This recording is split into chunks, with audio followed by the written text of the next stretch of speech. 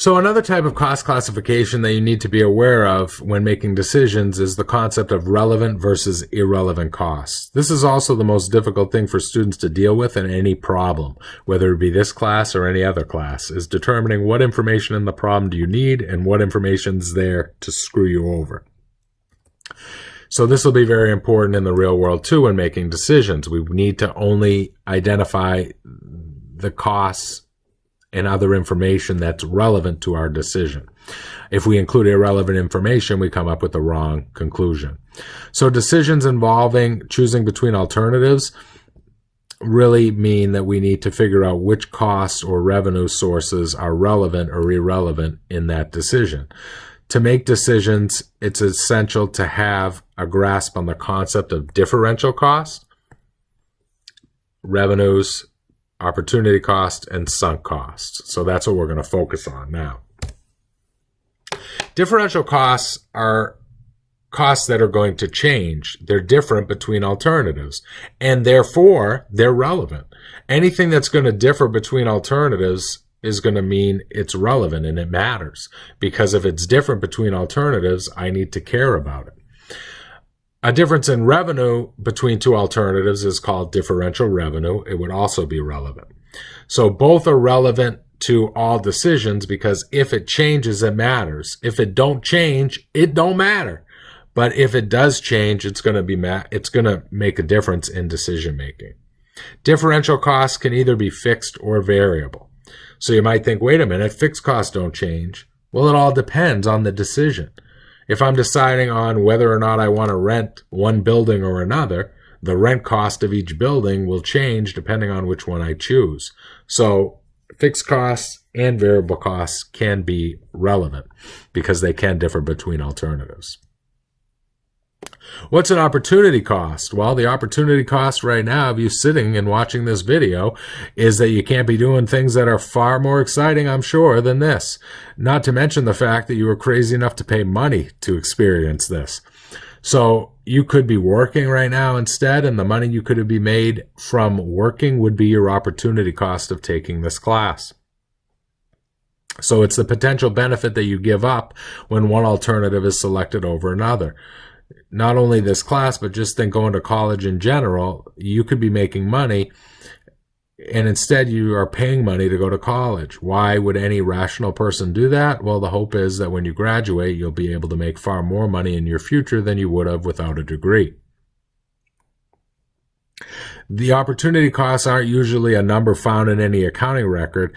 You have to think about what you could have done if you didn't make a particular decision. In other words, what you could do instead of attending class. So what kind of costs are you incurring by attending class? Not tuition, but what is the other things you could be doing, or what else are you giving up by attending classes? So that would be like your lost joy and happiness potentially, but your lost income from a job. Sunk costs get people in trouble all the time. These are costs that don't matter. And if we were in class, I would tell you a story about selling my house. And when I sold my house, I did a lot of work before I sold it. And then I asked students generally if they think that the cost of my house that I paid and all the cost of the additions and upgrades that I put into the house should be relevant in determining how much to sell the house for. And usually, without fail, the vast majority of students raise their hand and say, yes, it should be included. But the answer is no, it shouldn't. Certainly, mentally, I wanted it to be, but all those costs are incurred in the past. There's nothing I can do to change it. It is what it is. I'm screwed. I paid it. It's over. So there's sunk costs. I can't do anything about it. What would be relevant to what I can charge for the house? Well, what similar houses with the similar upgrades are selling for. That would be relevant. But what I paid in the past is not. And so many times we get ourselves in trouble by focusing on the sunk costs. We can't do anything to change it. So let's go back to an example I brought up before, which would be the example of an all-you-can-eat buffet. I go into an all-you-can-eat buffet and I pay $10. Well, that $10 after I pay it becomes a sunk cost. It doesn't matter anymore in decision making. However, in our brains, it does. We say to ourselves, we want to get our money's worth. We want to get our $10 worth. So we're going to eat and eat and eat. And, the pants get bigger and bigger and bigger. And then you got to do that unbutton thing so you can fit in them. And if you don't do it now, you'll do it later when you're older. So get ready. But the bottom line is we make bad decisions because we consider sunk costs all the time. If we can't change the cost, if it doesn't differ between alternatives, if it's a past cost, it don't matter. It's not and should not be considered because it's not a relevant cost in making decisions. Okay. And I also know proper grammar, despite the way I might sound.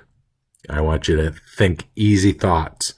If it don't change, it don't matter. I know it should be, if it doesn't change, my friends, it doesn't matter. But if it don't change, it don't matter. I'm sticking with it. So let's go through some examples and see if you learn anything. So pause, try it out, then come back to the video. So we're trying to decide whether to drive or take a train to Portland to attend a concert. You have ample cash to do either. Must be nice to be you, but you don't want to waste money needlessly. Is the cost of the train ticket relevant to the decision? In other words, should the cost of the train ticket affect your decision as to whether you drive or take the train to Portland? Well, what you should ask yourself is, will the cost of the train ticket differ between these two alternatives? And the answer is yes, it will. If I take the train, I pay for the ticket. If I drive, I don't. So yes, the cost of the train ticket's relevant because it differs between alternatives. Next example. Suppose you're trying to decide whether to drive or take the train to Portland. Again, we have ample cash, don't want to waste money. Is the annual cost of licensing your car relevant? Well, in this case, whether I take the train or I don't, I still have to license my car and register it.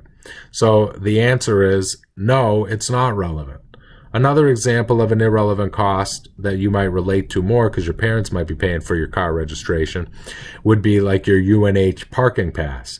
So whether you drive or you take the train, you still have to incur parking costs for the entire year. So that would be another example of something that would not be relevant to your decision.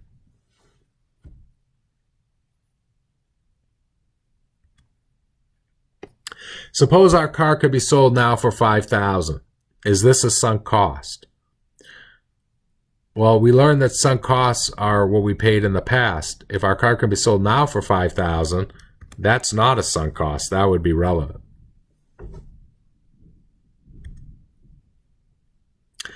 The last topic in this chapter deals with preparing income statements for merchandising companies using both traditional and contribution margin formats.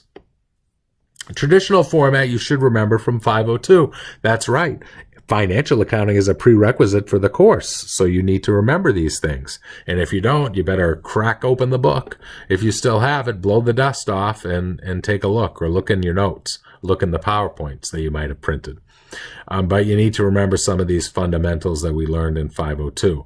So a traditional format income statement is sales minus cost of goods sold, gives us our gross profit or markup. Then we take out our selling and administrative costs, and we get net operating income. So the breakdown of this traditional format is based on the cost behavior of product versus period. With the contribution margin format, instead of going by cost classification, we go by cost behavior, and we break up costs by their behavior as either fixed or variable and fixed.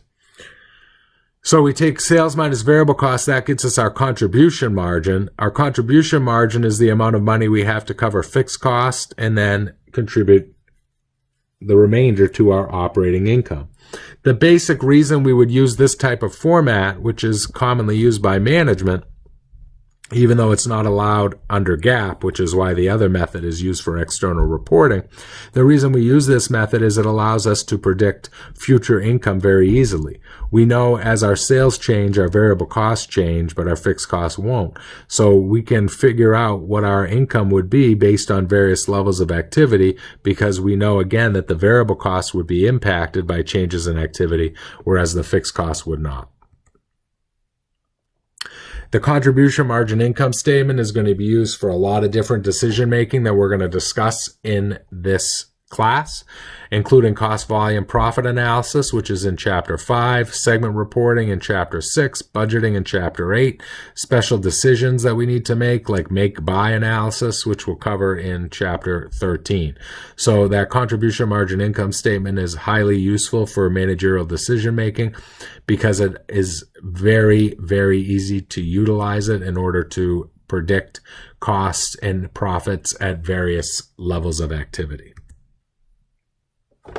And that's going to be it for chapter 1.